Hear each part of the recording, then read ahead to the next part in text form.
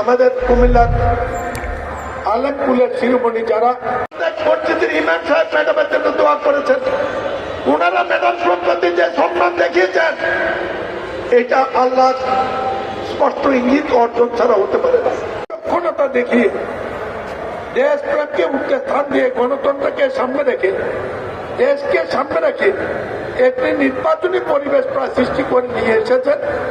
সেই নেত্রী হঠাৎ করে আমাদের নেত্রী, দেশ নেত্রী, গণতন্ত্রের মাতা দেশনেত্রী বেগম খালেদা জিয়া জীবন সংকটে। আমি সাহসী মানুষ দেখেছি, সাহসী পুরুষ দেখেছি, সাহসী মহিলা দেখেছি, কিন্তু নেত্রী খালেদার মতো কলজাওয়ালা মহিলা আমি দেখিনি।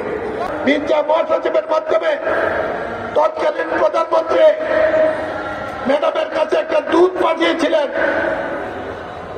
সবচেয়ে কর্ণধার 3 জন মানুষকে, শেখ হাসিনার বিশ্বস্ত। তারা বলেছিল আপনি শুধু 18 সালের নির্বাচনটা করেন,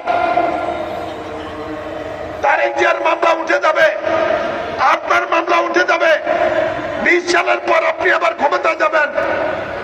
অনেক কথা শুনে নেত্রী একটি কথা বলেছেন, তিনি বলেছেন আপনি নির্বাচন দেন, মাঠে প্রমাণ হবে আমি সরকারে যাব না, বিরুদ্ধে দিয়াকে তুমি সুস্থতা দান করে দাও।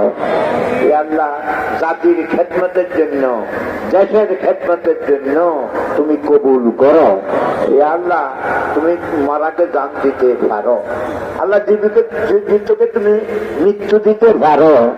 আল্লাহ রোগ যতই কঠিন হোক, রোগ যতই খারাপ হোক, আল্লাহ তোমার কাছে সহজ। আল্লাহ তুমি মেহরবানি করে আমাদের সুস্থ করে দাও। আল্লাহ বেগম খালেদা জিয়াকে তুমি পূর্ণ সুস্থ করে দাও।